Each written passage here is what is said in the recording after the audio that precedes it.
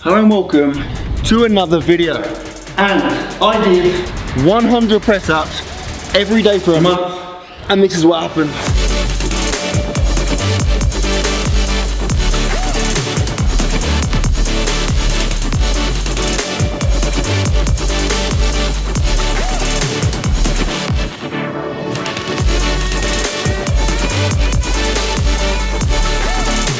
So, drop the video a like, subscribe if you're new to the channel, and let's talk about it. Just carry on as normal, mate, just ignore me.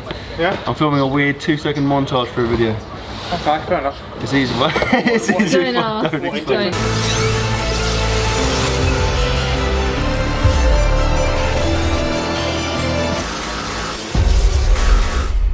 Okay, we're in now. I know I've already asked you to like the video and subscribe, and I appreciate the fact that you've all definitely done that, but I'm gonna ask for one small extra favor, and that is that you go and follow me on Instagram. I'm gonna put a link to my Instagram at the top of my description. Go and do it now. I've got over 1 million subscribers on YouTube, but only like 400k followers on Instagram. What the hell? Like, what does that tell you? It tells you that you guys are a bunch of gimps and you refuse to follow me on both platforms, so go and do it now, please. Much appreciated. Anyway, enough of me begging like an absolute peasant for you guys to do things for me. Let's get on with the video. So a bit of context. About 2 months ago, I did the US Army fitness test with the human chest. That is Mike Thurston. Part of that test, we were required to do as many press-ups as we could do in 2 minutes. Now, I think in total I did something like, I don't know, 65 or like mid-60s, I believe. But in terms of the most I could do in a row, like back to back, I did 39. Now, probably could have forced out another 5 or so. I think I kind of played it safe because I wanted to not hit fatigue so I could go on and do more. But yeah, like 39. What the hell? That's pathetic. I'm pretty sure my friggin' granddad could do more than that.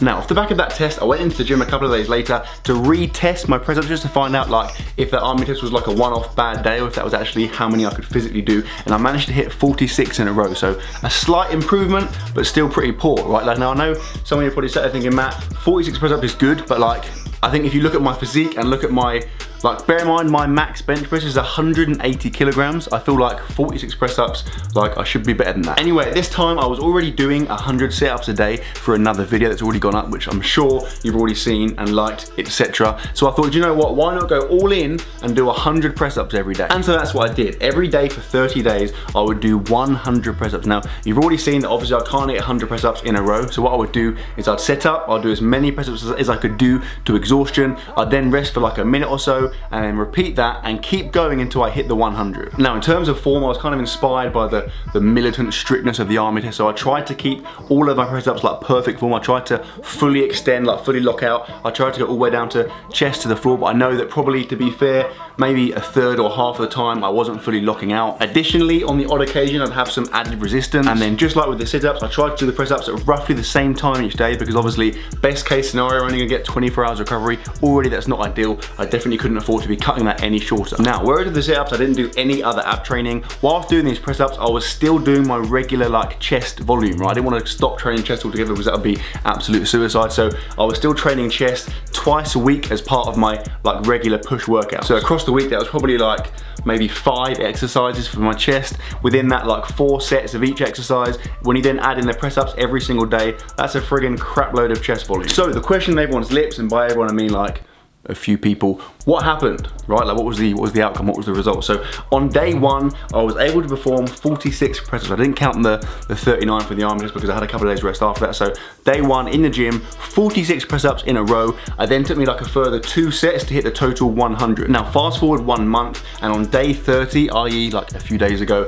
I managed to hit a total of 61 press ups. However, it still took me a further 2 sets to hit that total of 100. So in terms of performance, I got better at press ups, right? Obviously, like if you do press ups every single day and you don't get better at doing them, you're probably like a fish or something. But it's fair to say my performance did not improve by that much, right? Like after doing 100 press ups every single day for an entire month, the total number I could do in a row only improved by 15. Right, which is not great. Yeah, like my sit-ups improved by way more. Now there are probably a few reasons behind this. I'd say the main one is the fact that I didn't stop training chest while I was doing it. Like I said, whereas with the sit-ups, I stopped training abs altogether, so I was relatively fresh. With the chest, I was still doing with the press-ups, sorry, I was still doing my regular chest volume. So like I said earlier, all in all, that was a huge amount of pressing volume, a huge amount of chest-specific volume. So I'd say probably, essentially, over the course of the month, I was overtraining. I'd say that in hindsight, had I had like a week's rest or a few days rest at the end of the 30-day period, taking like a couple of days off pressing in the gym, and then testing my press ups, I reckon I could probably push out another maybe 5 or 10. And more evidence for this kind of like overtraining theory I have is that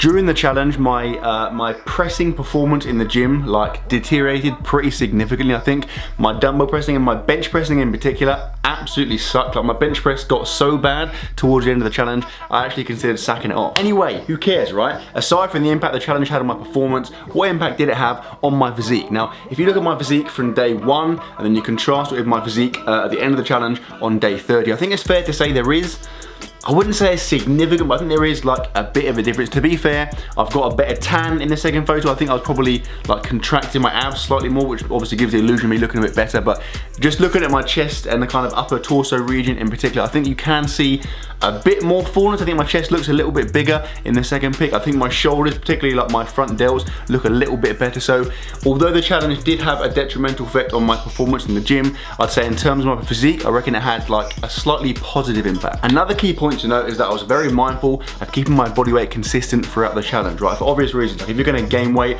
or lose weight, that could have a significant impact on your physique, your leanness, the amount of muscle mass you have, irrespective of the number of press ups you're doing. So I wanted to make sure it was a fair test. So on day 1, I weighed myself, I was 94 kilos. On day 30, I weighed myself again, I was around 94 kilos. I think in total, my weight changed by maybe like 100 grams. Also, before I forget, every time I show you the scales in the video, I get a million freaking questions from you guys, asking stuff like where are they from, how much they cost, etc. So I spoke to Vanity Planet, who are the guys that made the scales, and because they're sickos, they're actually sponsoring today's video, right? Which is cool because it means if you guys want to get some, you get 60% off. Nice one, Matt, you're the best. You're welcome, guys. Now, some of the cool features of the scales is that aside from just measuring your body weight, they also measure your body fat, bone density, water weight, etc., which is pretty freaking sick. They use something called BIA, which stands for Bioelectrical Impedance Analysis. I think it might be bagels in Amsterdam. I always get those two confused. But basically what it does, it sends a small current through your body, which can detect the difference between body fat and muscle and water and bone, which is super cool and very handy because a lot of people make the mistake of like only tracking their body weight. Body weight can be very misleading. If you're on a diet, for example,